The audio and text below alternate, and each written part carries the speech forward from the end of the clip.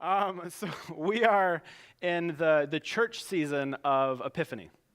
And I showed this clip because, I think of the word Epiphany, I think of an aha moment, and I go back to seeing that movie for the first time. It's just one of those movies that, you leave watching it for the first time, just questioning your very existence in life.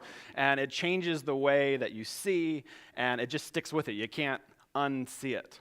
Now, for those of you who don't know, I feel like 20 years is enough time to not need a spoiler alert, but the whole premise of the movie is that the reality that we're living is really a computer simulation. It's a virtual reality run by hyper-intelligent machines. And so unbeknownst to us, our bodies are plugged into this thing called the Matrix. Because it was made in the 90s and things still needed plugged in then. But we're living in this world and we don't know that it's not real. But there are a handful of folks who live in the real world who kind of enter the Matrix trying to wake people up, trying to bring them out of it in hopes of overthrowing the machines. So in this scene, you've got Morpheus, who's extending this choice to Neo, right? He can take the red pill, right, and continue to pursue the truth, but at great cost to himself. Or he can take the blue pill and go on believing whatever it is he needs to believe in order to keep things the same. And so as an audience member, he's going to take the red pill because it's a movie to be really short if he didn't. But think about it for a moment. How likely would you be, how likely are you to pursue truth at great cost to yourself, to your life? Would you voluntarily allow your life to be disrupted and unsettled? So that's our question for this morning, I think we'll kind of drive from that.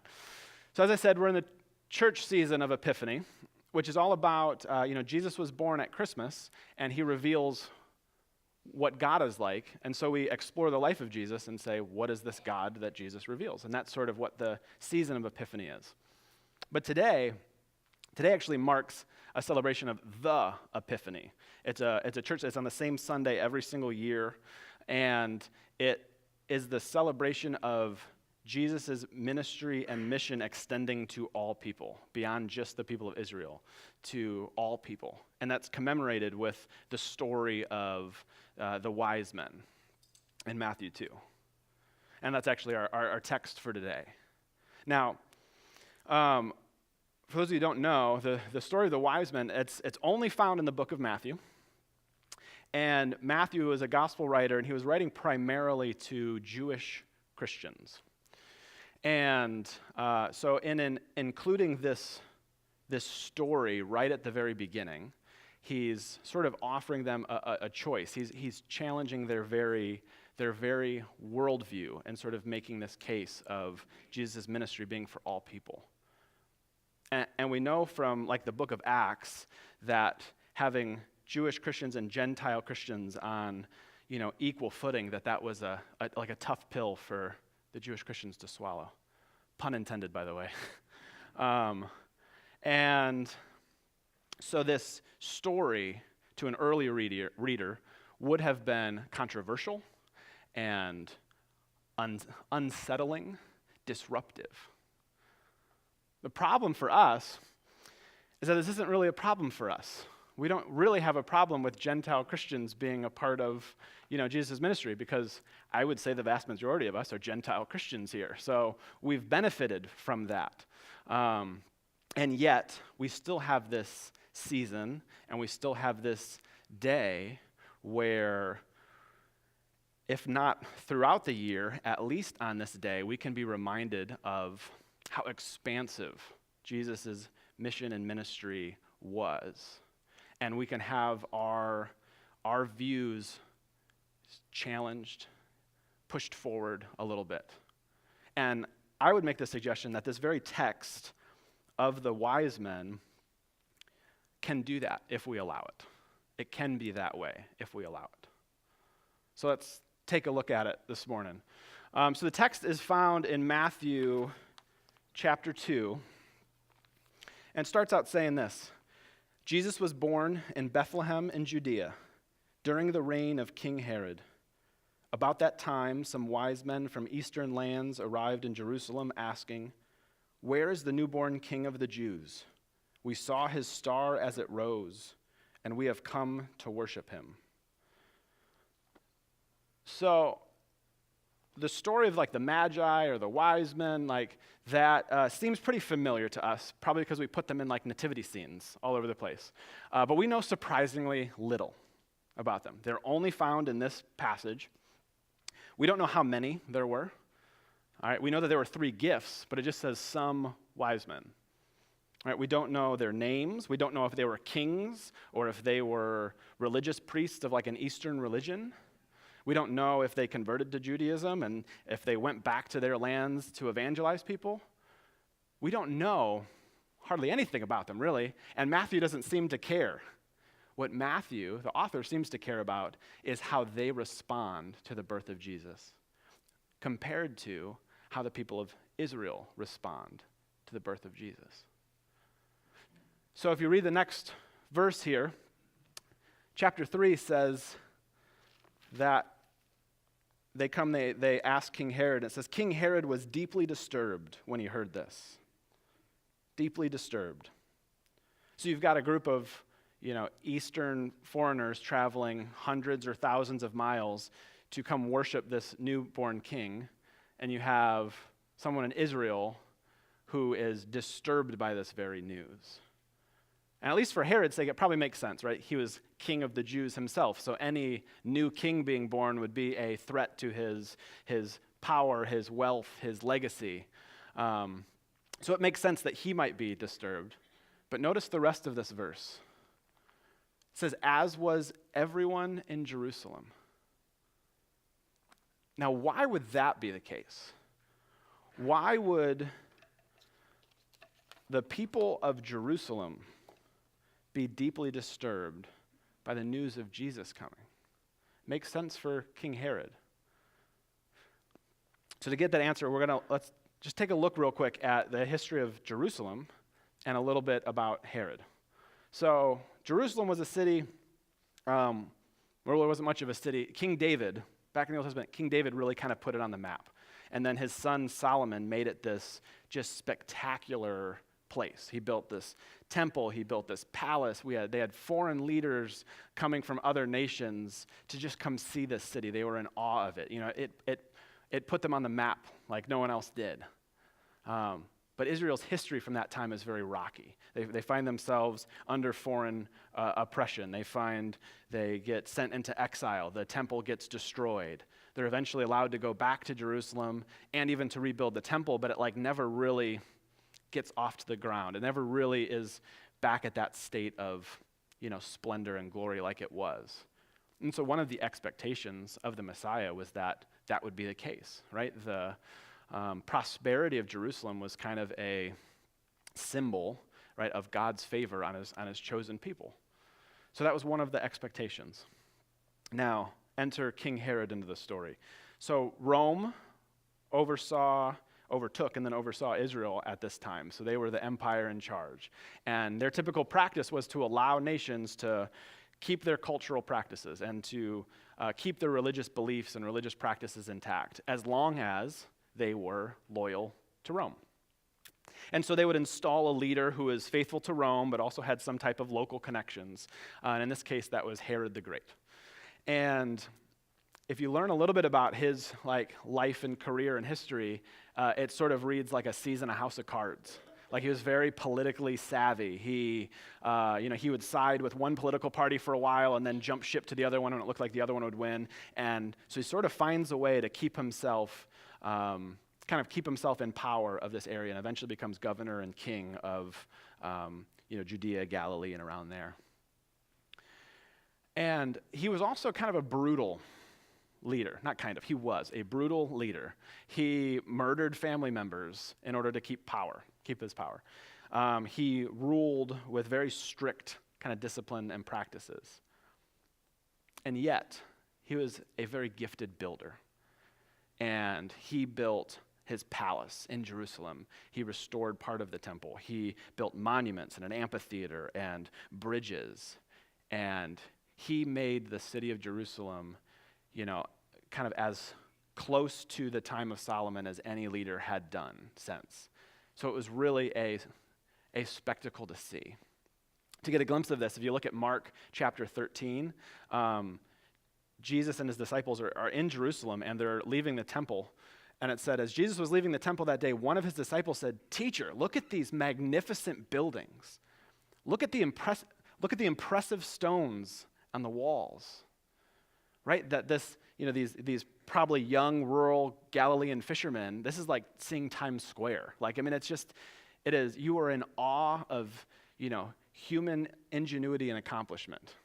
Right? So you see even the disciples come through like, my gosh, this city is incredible. Jesus, look at this.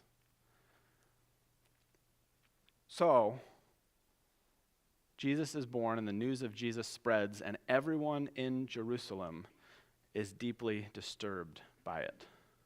And I wonder if it has something to do with this, with the prosperity sort of that Jerusalem's experiencing, right? That, for us, when we're experiencing hardship, we long for disruption. We long for things to change.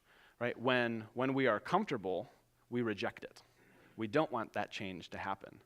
And while things weren't great for the people of Jerusalem at this time, they were kind of better than they've been in a while.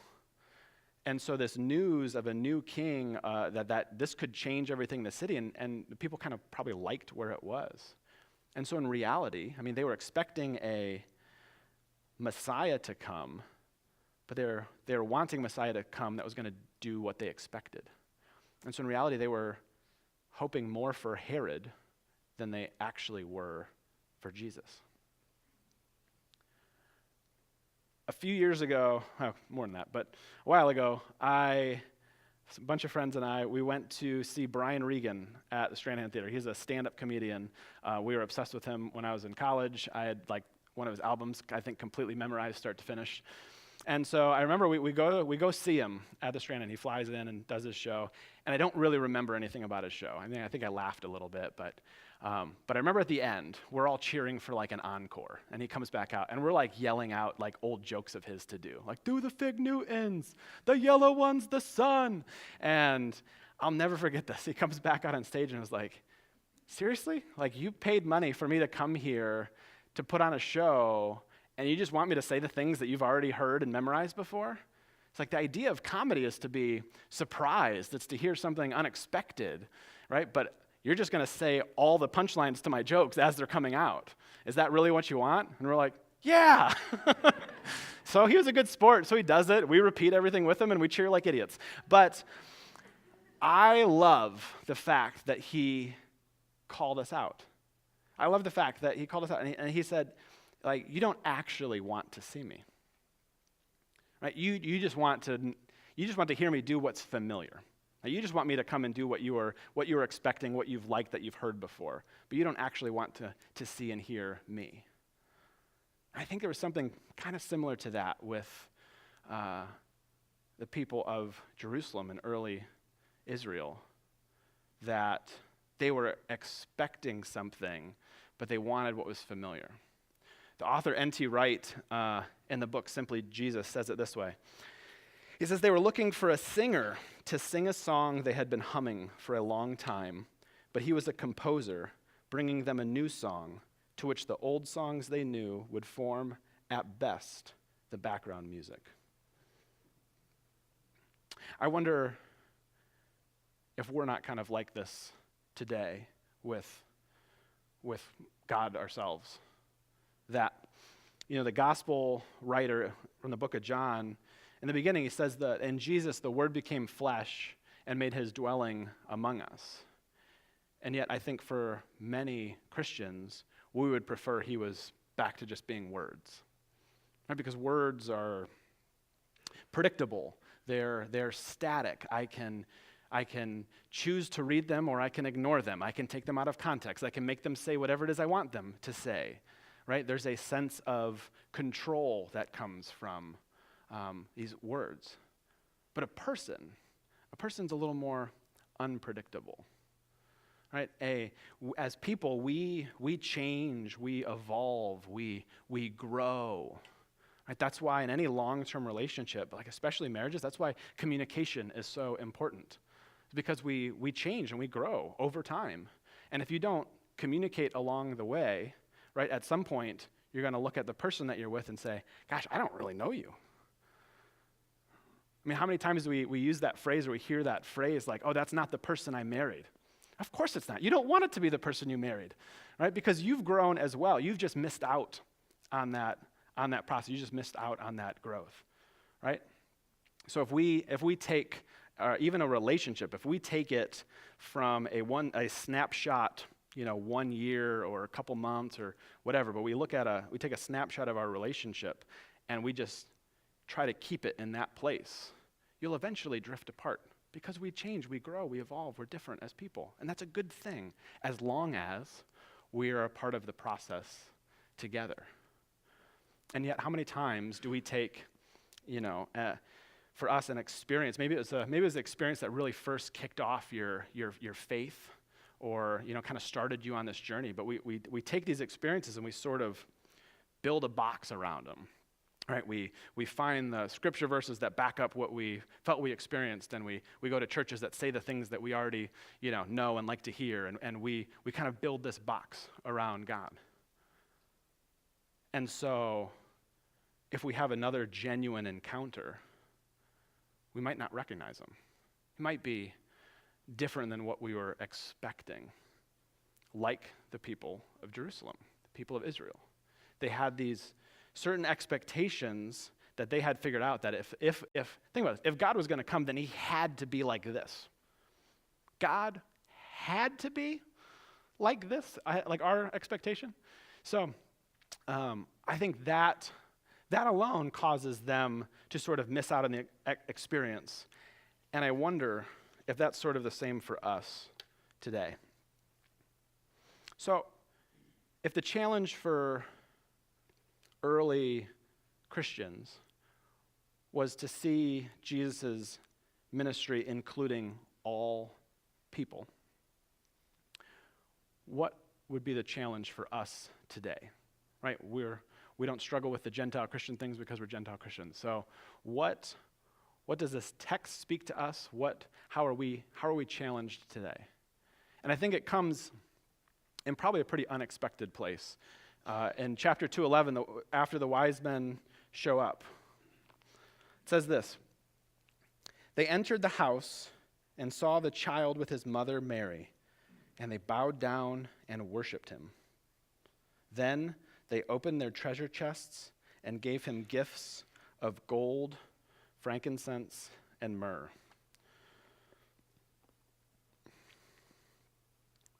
We typically think of gift giving as an act of love. I mean, it usually is, but we typically think of it as an act of love. But any gift giver needs somebody who's willing to receive that gift, right? It should be a two-party system. So we need a giver and a receiver. And we probably like the idea of Jesus being a giver, right? Jesus offering things to Gentile Christians, Jesus offering things to outsiders, right? We like that idea. But in this story, we see that Jesus actually receives something from them, that these Easterners, possibly even of another religion, have recognized a truth that the people of Israel didn't recognize, and they actually have something of value to offer Jesus. They bring him gifts. And I wonder if we sort of confuse that. Like, we talk at our church a lot about loving others, loving our neighbor, loving people. It's a good thing. We should keep talking about it. But we do. But I wonder if what we sort of think about or what comes to mind is really more of like serving other people or giving to other people. So we say loving others and we think of, food pantries and medical clinics and homeless shelters and clothing donations and missions trips, right? These are great things. And I hope we continue to do them and do more of them. They're great things. They're terrific acts of generosity and service. But they're not love. Like, not completely. I come from an evangelical background where, we had this truth about Jesus that other people didn't have. And so we felt compelled to share that with them, that people needed to know about Jesus. And I truly believe that people should know and follow Jesus.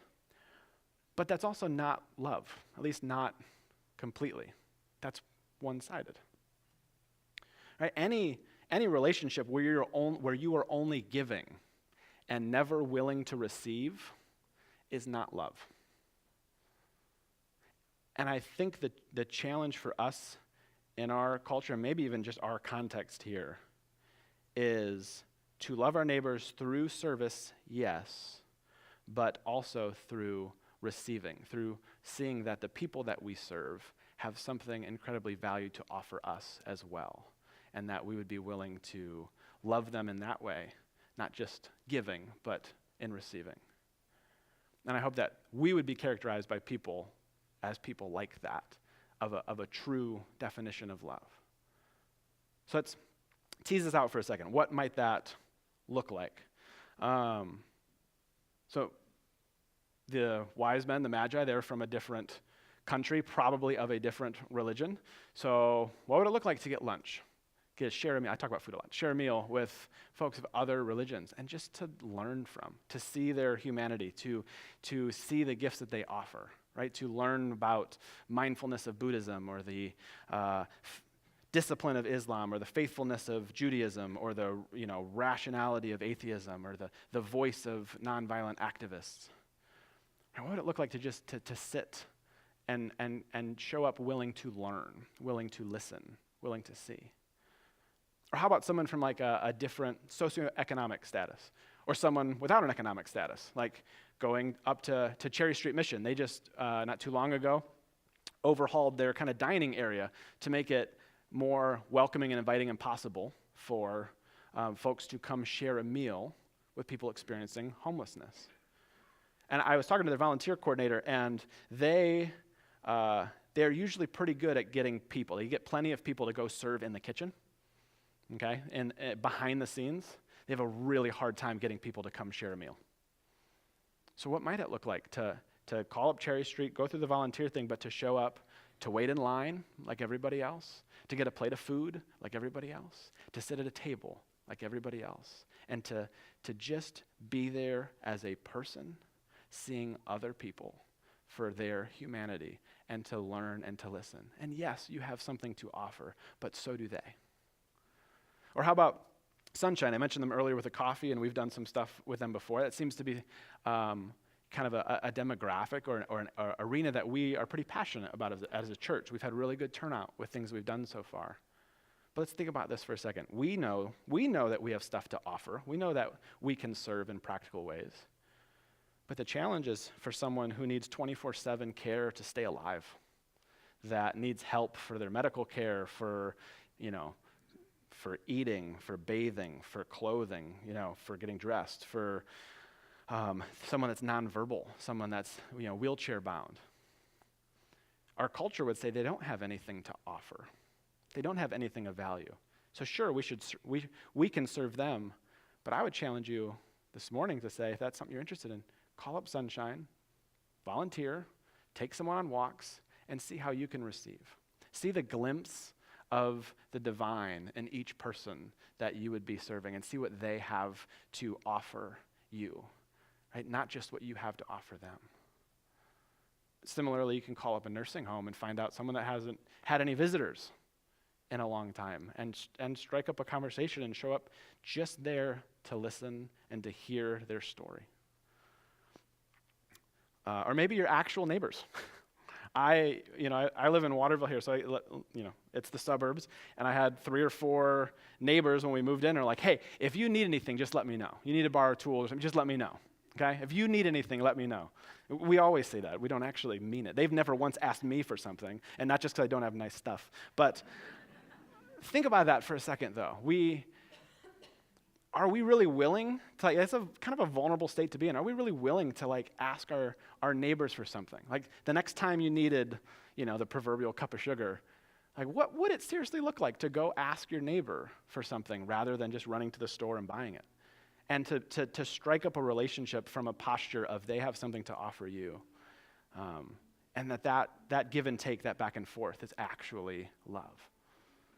Or how many of us are parents in here, right? We sacrifice for our kids, we serve our kids, we provide for our kids. When's the last time you've woken up and looked at your kids and just received, like not taken from them, but received what they have to offer?